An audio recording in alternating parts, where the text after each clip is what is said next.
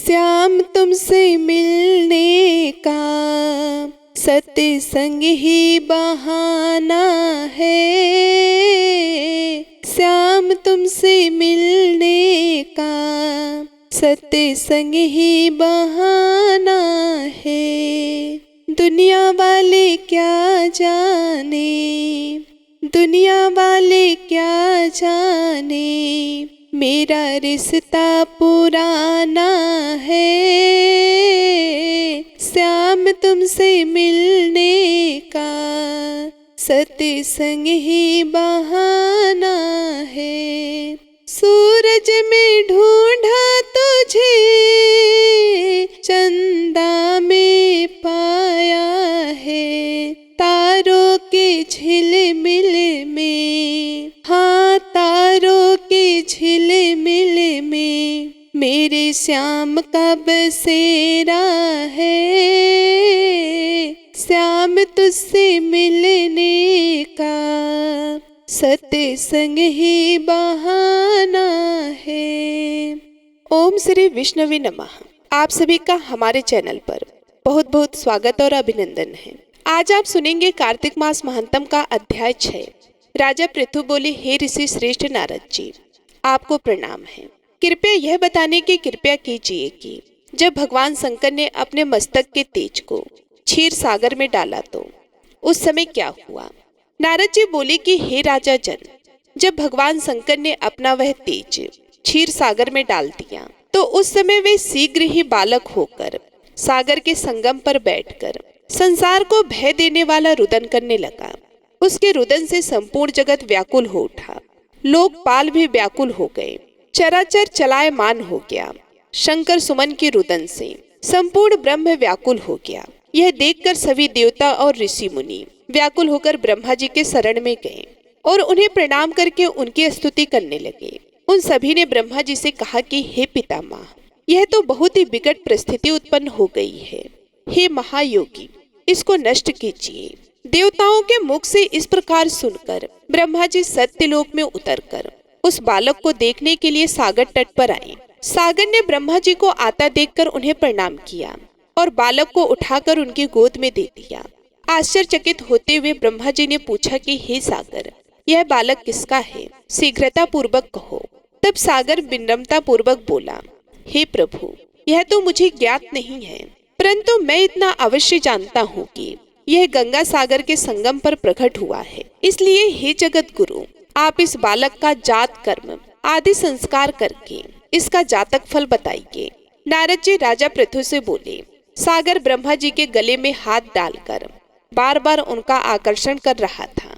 फिर तो उसने ब्रह्मा जी का गला इतनी जोर से पकड़ा कि उससे पीड़ित होकर ब्रह्मा जी की आंखों से अश्रु टपकने लगे। ब्रह्मा जी ने अपने दोनों हाथों का जोर लगाकर किसी प्रकार सागर से अपना गला छुड़वाया और सागर से कहा कि हे सागर सुनो, मैं तुम्हारे इस पुत्र का जातक फल कहता हूँ। मेरे नेत्रों से जो यह जल निकला है, इस कारण इसका नाम जालंधर होगा।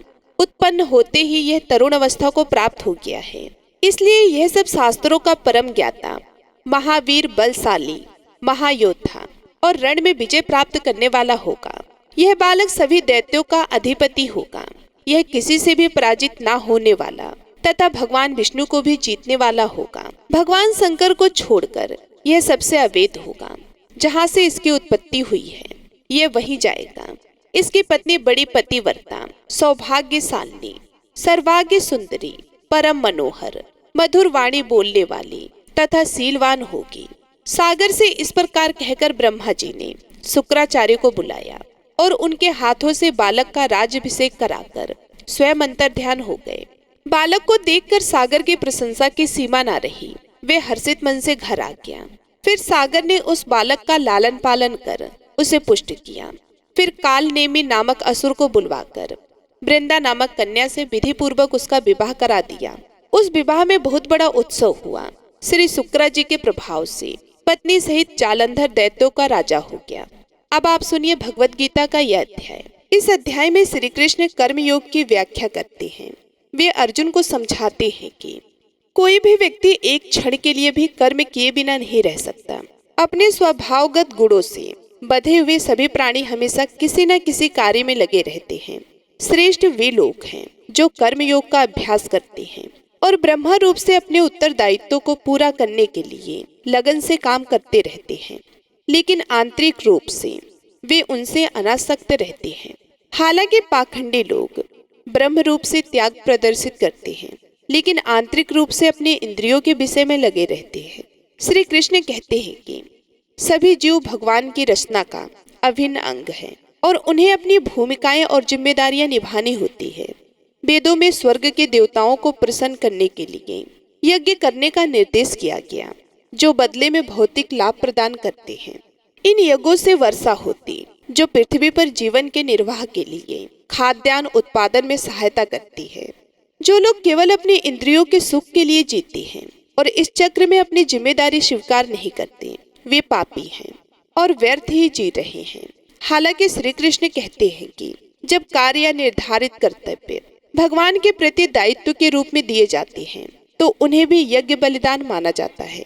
फिर वे बताते हैं कि बाकी मानव जाति के विपरीत प्रबुद्ध आत्माएं अपनी शारीरिक जिम्मेदारियों को पूरा करने के लिए बाध्य नहीं है। वे आत्मज्ञान में स्थित होते हैं और आत्मा की उच्चतर जिम्मेदारियों को पूरा करते हैं। हालांकि वे अपने सामाजिक कर्तव्यों का परित्याग नहीं करते, क्योंकि इससे उन आम लोगों के मन में वैमनस्य पैदा हो सकता है जो प्रेरणा के लिए उनसे प्रेरणा लेते हैं। इसलिए बुद्धिमान व्यक्ति बिना किसी व्यक्तिगत उद्देश्य के केवल दूसरों के लिए अनुसरण करने के लिए अच्छा उदाहरण प्रस्तुत करने के लिए काम करना जारी रखते हैं। अन्यथा ज्ञानी व्यक्ति अपने निर्धारित कर्तव्यों को समय से पहले ही छोड़ सकते हैं। श्री कृष्ण ने प्रबुद्ध राजा जनक का एक ऐसा ही उदाहरण दिया है, जिन्होंने एक आदर्श राजा और पिता के रूप में अपने सांसारिक कर्तव्यों का पालन किया। फिर अर्जुन श्री कृष्ण से पूछते हैं कि लोग पाप क्यों करते हैं, चाहे वे न चाहते हुए भी, मानो किसी बल के द्वारा। भगवान कृष्ण समझाते हैं कि केवल वासना ही पापी सर्वभक्षी शत्रु है। जिस प्रकार धुएं से ढकी हुई आग या धूल से ढका हुआ दर्पण, उसी प्रकार इच्छा व्यक्ति के ज्ञान को ढक लेती है और बुद्धि को भ्रमित कर देती है। अंत में श्री कृष्ण अर्जुन को सलाह देते हैं कि इंद्रियों, मन और बुद्धि को नियंत्रित करके व्यक्ति इच्छा नामक इस शत्रु को मार सकता है, जो पाप का अवतार है। अर्जुन ने कहा, हे ज्ञानार्थन, यदि आप ज्ञान के कर्म को श्रेष्ठ मानते हैं तो फिर आप मुझे ये भयंकर युद्ध करने के लिए क्यों कह रहे हैं? आपकी अस्पष्ट सलाह से मेरी बुद्धि भ्रमित हो गई है। कृपया मुझे वह एक मार्ग बताइए जिससे मैं सर्वोच्च कल्याण प्राप्त कर सकूं। भगवान ने कहा, हे निष्पाप, आत्मज्ञान की ओर ले जाने वाले दो मार्ग मैंने पहले ही बता दिए हैं। ज्ञान का मार्ग जो चिंतन की ओर प्रवृत्त है उनके लिए, और कर्म का मार्ग जो कर्म की ओर प्रवृत्त है। केवल कर्म से विरक्त रहने से ना कोई कर्म फलों से मुक्ति प्राप्त कर सकता है, ना ही केवल भौतिक त्याग से ज्ञान की पूर्णता प्राप्त कर सकता है।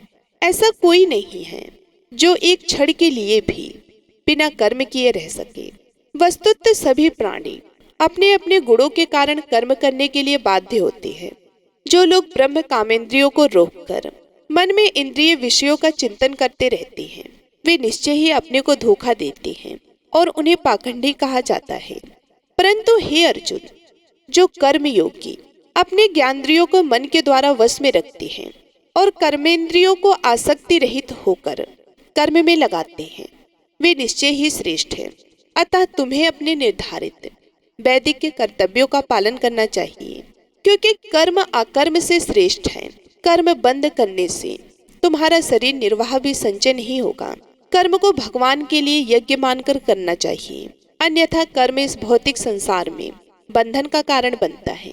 इसलिए हे कुंती पुत्र, भगवान की संतुष्टि के लिए फल की आसक्ति से रहित होकर अपने नित्य कर्मों का पालन करो। सृष्टि के आरंभ में ब्रह्मा ने कर्तव्यों के साथ मानव जाति का निर्माण किया और कहा कि इन यज्ञों के प्रदर्शन में सफल हो जाओ, क्योंकि ये तुम्हें वह सब प्रदान करेंगे जो तुम प्राप्त करना चाहते हो। तुम्हारे बलिदान से स्वर्ग के देवता प्रसन्न होंगे और मनुष्यों तथा स्वर्ग के देवताओं के बीच सहयोग से सभी के लिए महान समृद्धि आएगी। यज्ञ से प्रसन्न होकर देवगण तुम्हें जीवन की सभी इच्छित वस्तुएं प्रदान करेंगे, किंतु जो लोग बिना अर्पण किए उन्हें दिए गए पदार्थ का उपभोग करते हैं, वे वास्तव में चोर हैं। जो लोग पहले हवन में अर्पित भोजन खाते हैं, वे सब प्रकार के पापों से मुक्त हो जाते हैं।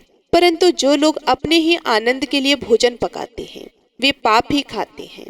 सभी जीव अन्न पर निर्भर रहते हैं और अन्न वर्षा से उत्पन्न होता है। वर्षा यज्ञ करने से होती है और यज्ञ निर्धारित कर्तव्यों के पालन से उत्पन्न होती है। वेदों में मानव के कर्तव्यों का वर्णन किया गया है और वेदों को स्वयं भगवान ने प्रकट किया है। इसलिए सर्वव्यापी भगवान यज्ञों में सदैव विद्यमान रहते हैं। हे पार्थ, जो लोग वेदों द्वारा स्थापित यज्ञ के चक्र में अपने उत्तरदायित्व को स्वीकार नहीं करते, वे पापी हैं। वे केवल अपने इंद्रियों के सुख के लिए जीते हैं, उनका जीवन व्यर्थ है। परंतु जो लोग आत्म में ही आनंदित रहते हैं, जो आत्मा में ही प्रकाशित और पुण्यता संतुष्ट हैं, उनके लिए कोई कर्तव्य नहीं है। ऐसे आत्म साक्षात्कार प्राप्त आत्माओं को अपने कर्तव्यों का निर्वहन करने या उनसे त्याग करने में कुछ भी हासिल या खोने को नहीं होता। ना ही उन्हें अपने स्वार्थ की पूर्ति के लिए अन्य जीवों पर निर्भर रहने की आवश्यकता होती है। अत्यो आसक्ति का त्याग करके कर्तव्य समझकर कर्म करो, क्योंकि फल की आसक्ति किए बिना कर्म करने से मनुष्य पर ब्रह्मा को प्राप्त होता है। राजा जनक आदि ने अपने निर्धारित कर्तव्यों का पालन करके सिद्धि प्राप्त की। आपको भी अपने कर्तव्यों का पालन करके संसार के कल्याण के लिए आदर्श प्रस्तुत करना चाहिए। महान व्यक्ति जो कार्य करते हैं, सामान्य लोग उनका अनुसरण करते हैं। वे जो आदर्श स्थापित करते हैं, उनका अनुसरण सारा संसार करता है। हे पार्थ, तीनों लोकों में मेरे लिए कोई भी कर्तव्य नहीं है, ना ही मुझे कुछ प्राप्त करना है। फिर भी मैं नियत कर्मों में लगा हुआ हूँ। हे पार्थ, यदि मैं सावधानी पूर्वक नियत कर्तव्यों का पालन ना करूं, तो सभी मनुष्य सब प्रकार से मेरे ही मार्ग का अनुसरण करेंगे। यदि मैं नियत कर्म छोड़ दूं, तो ये सभी लोग नष्ट हो जाएंगे। मैं उस कोलाहल के लिए जिम्मेदार होऊंगा और इस प्रकार मानव जाति की शांति नष्ट हो जाएगी। हे भारतवंशी, जिस प्रकार अज्ञानी लोग फल की आसक्ति के साथ अपने कर्तव्यों का पालन करते हैं, उसी प्रकार बुद्धिमानों को भी लोगों को सही मार्ग पर लाने के लिए आसक्ति रहित होकर कर्म करना चाहिए। बुद्धिमानों को चाहिए कि वे साकाम कर्मों में आसक्त अज्ञानी लोगों को कर्म करने से रोककर उनके बुद्धि में विभेद उत्पन्न ना करें, अपितु उन्हें अपने कर्तव्यों का ज्ञान पूर्वक पालन करते हुए अज्ञानी लोगों को भी अपने नियत कर्तव्यों का पालन कराने के लिए प्रेरित करें। सभी कार्य प्रकृति के 3 गुणों द्वारा संपन्न होते हैं, किंतु अज्ञानतावश शरीर के साथ मिथ्या तादात्म्य से भ्रमित आत्मा स्वर्ग को कर्ता समझती है।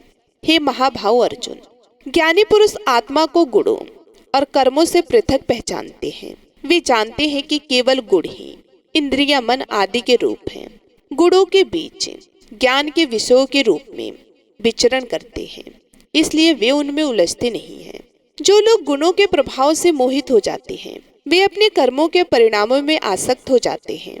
किंतु जो बुद्धिमान इन सत्यों को समझते हैं, उन्हें ऐसे अज्ञानी लोगों को विचलित नहीं करना चाहिए, जो बहुत कम जानते हैं। समस्त कर्मों को मुझको अर्पण करके मुझ परमेश्वर का निरंतर ध्यान करो। कामना और स्वार्थ से मुक्त हो जाओ और मानसिक शोक को दूर करके युद्ध करो।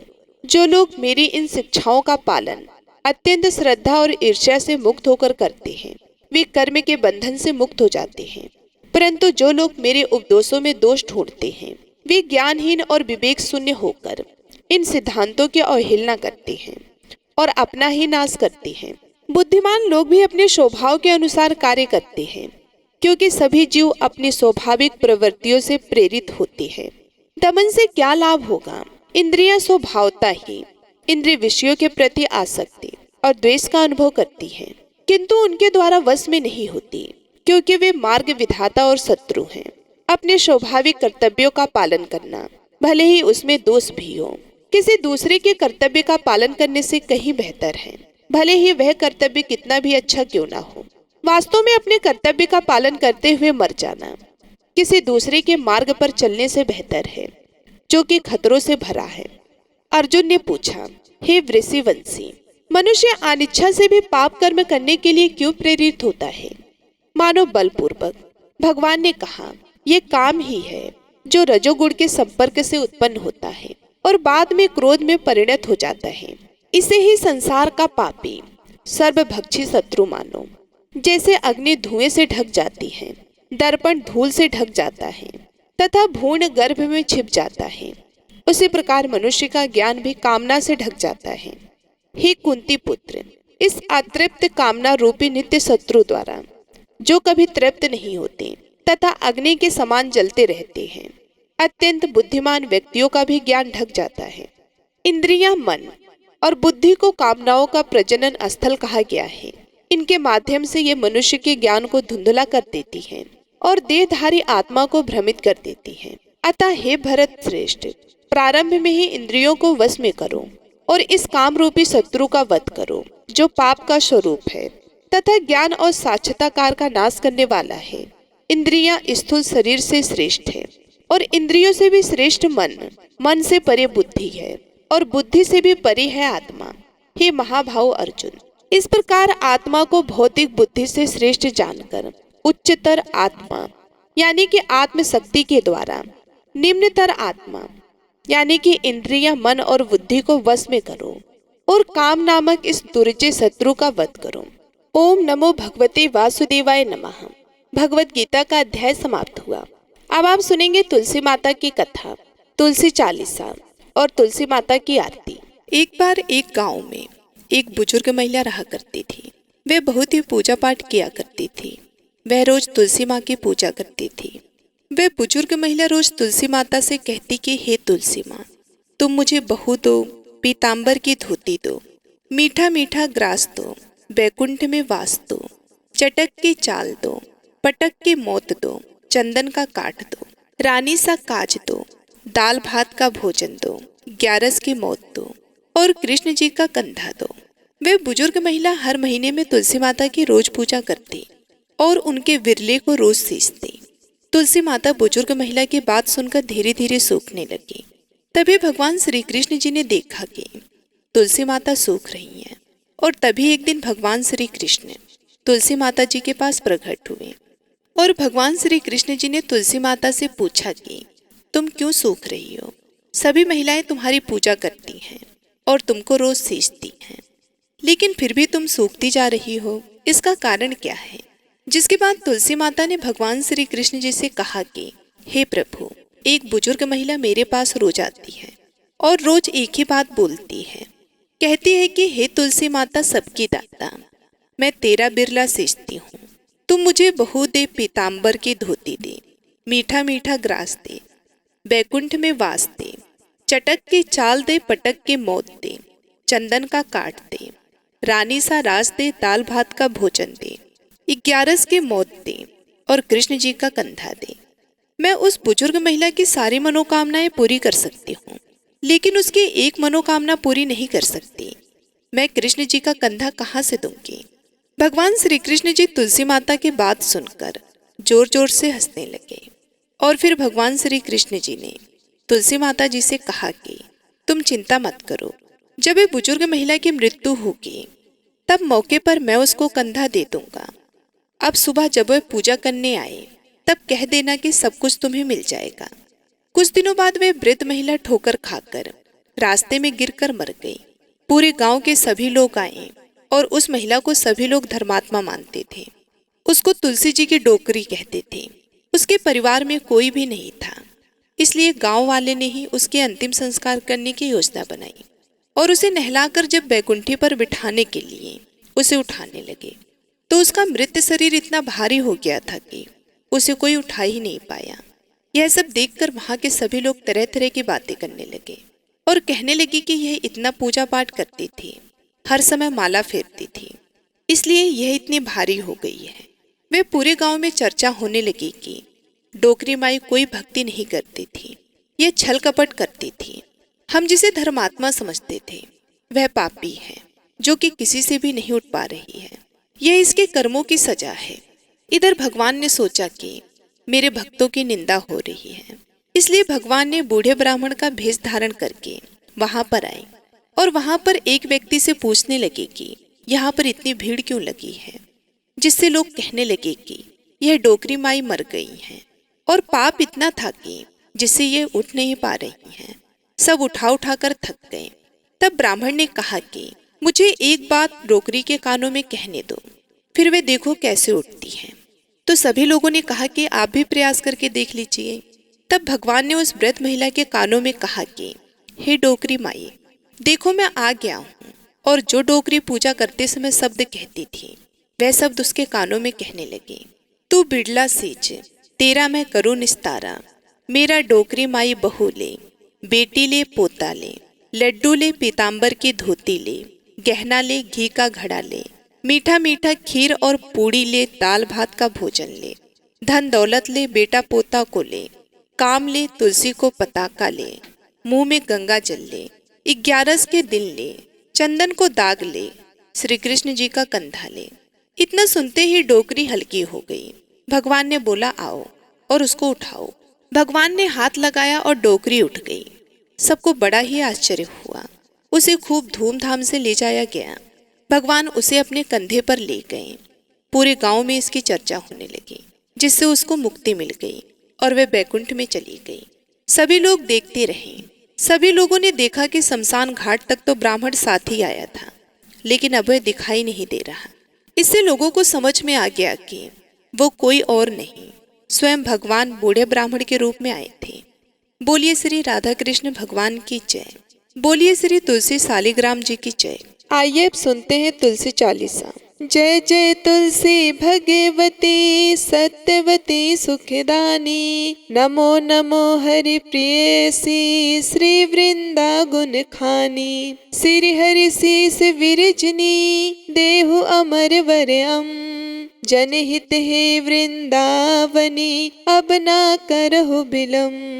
धन्य धन्य श्री तुलसी माता, महिमा अगम सदा श्रुति गाता, हरि के प्राणहु से तुम प्यारी, हरहि हेतु कीनो तप भारी, जब प्रसन्न है दर्शन दीनो, तब करि जोरि विनय उस कीनो, हे भगवंत कंत मम हो, दीन जानि जन छाड़ो मोह, सुनी लक्ष्मी तुलसी की बानी, दीनु श्राप कद पर आनी, उस अयोग्य वर मांगन हारी, हो बिटप तुम जड़ तनुधारी, सुन तुलसी हो स्रवते ही ठामा, करहु वास तुहु नीचन धामा, दियो वचन हरि तब तत्काला, सुनहु सुमुख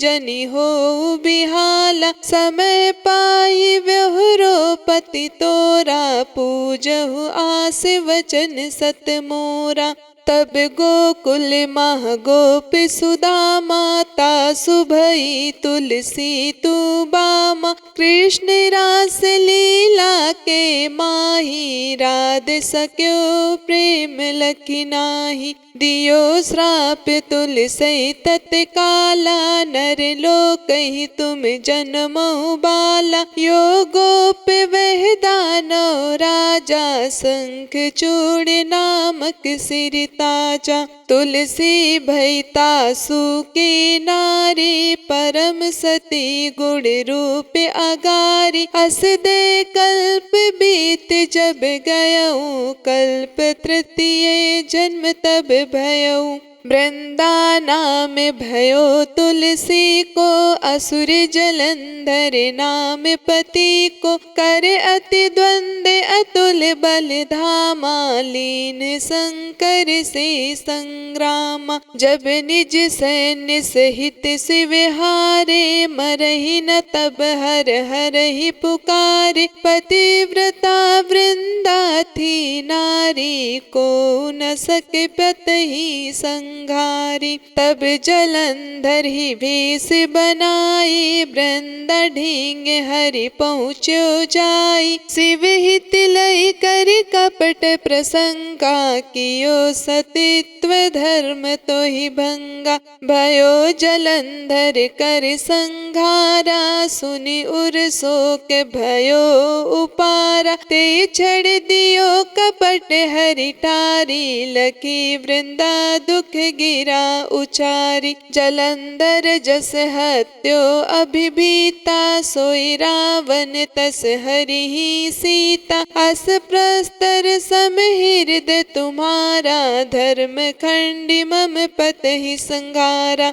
यही कारण लहि श्राप हमारा, होवे तनु पसाण तुम्हारा। सुनि हरि तुरत ही वचन उचारे, दियो श्राप बिना विचारे। लख्यो ना निज करतूति पति को, छलन चाहो जब पार्वती को। जड़ मत तू अस हो जड़ रूपा, जगमह तुलसी बिटप अनूपा।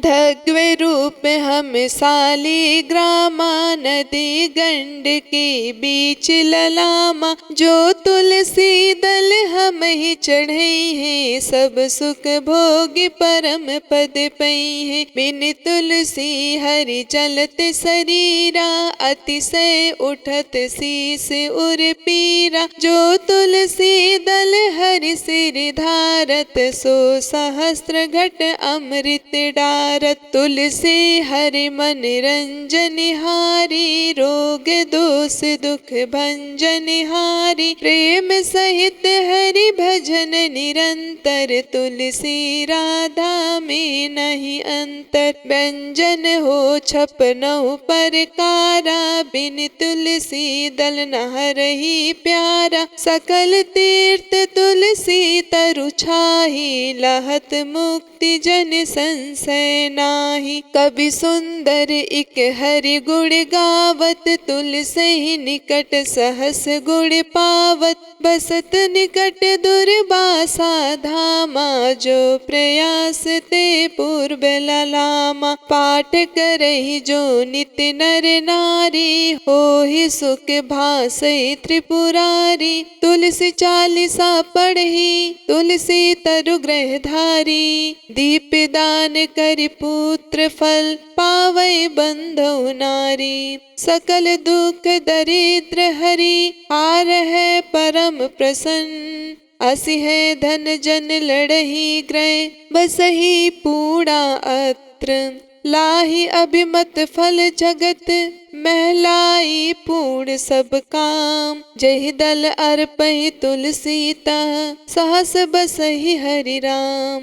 तुलसी महिमा नाम लख, तुलसी सुत सुख राम। मानस चली सरच्यो, जगमह तुलसीदास। बोलिए तुलसी माता की जय, श्री हरि विष्णु की जय। अब आइए सुनते हैं तुलसी माता की आरती।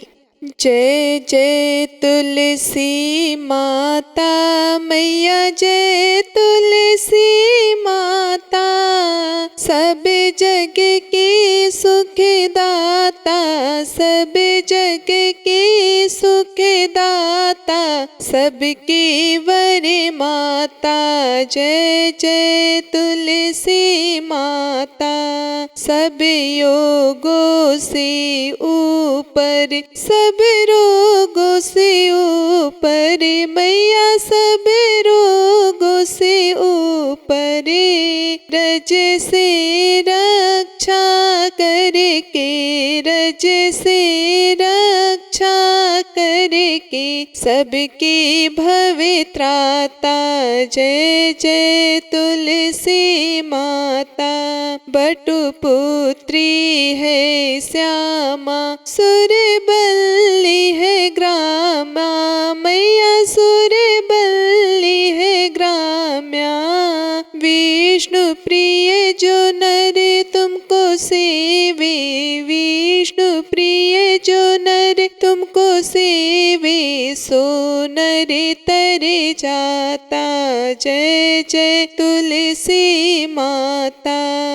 हरि के शीस विराजत, त्रिभुवन से हो वंदित। मैया त्रिभुवन से हो वंदित।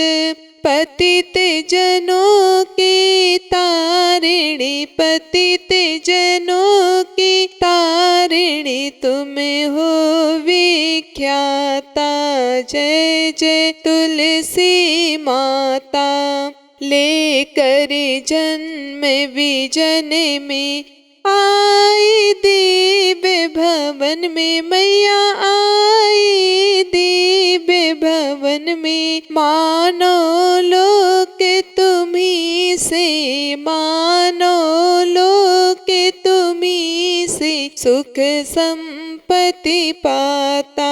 जय जय तुलसी माता, हरि को तुम अति प्यारी, श्याम बड़े सुकुमारी, मैया श्याम बड़े सुकुमारी। प्रेम अजब है उनका, प्रेम अजब है उनका, तुमसे कैसा नाता। जय जय तुलसी माता, हमारी विपद हरो तुम, कृपा करो माता, मैया कृपा करो माता। जय जय तुलसी माता, जय जय तुलसी माता, मैया जय तुलसी माता। सब जग की सुखदाता, सब जग की सुखदाता, सबकी वर माता। जय जय तुलसी माता। प्रेम से बोलिए तुलसी माता की जय, माता लक्ष्मी की जय, भगवान विष्णु जी की जय। ये थी आज की कार्तिक मास के महंतम की कथा। आशा करती हूँ आपको आज की ये कथा पसंद आई होगी और आप हमारे आने वाली वीडियो का भी इंतजार करेंगे। आप सभी का दिन शुभ एवं मंगलमय हो, इसी कामना के साथ मैं आप सभी लोगों से विदा लेती हूँ। मिलती हूँ मैं आप सभी लोगों से अगले वीडियो में। तब तक के लिए नमस्कार।